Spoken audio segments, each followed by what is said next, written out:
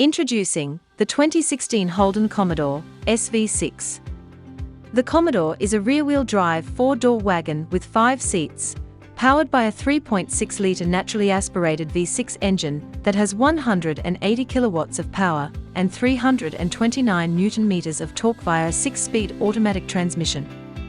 Holden claims the Commodore uses 11.9-litre per 100 kilometers of unleaded petrol in the combined city and highway cycle while putting out 241 grams of CO2.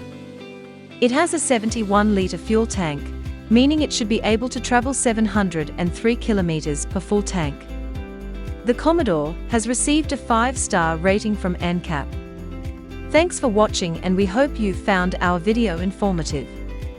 We offer same-day finance approval and extended warranty options.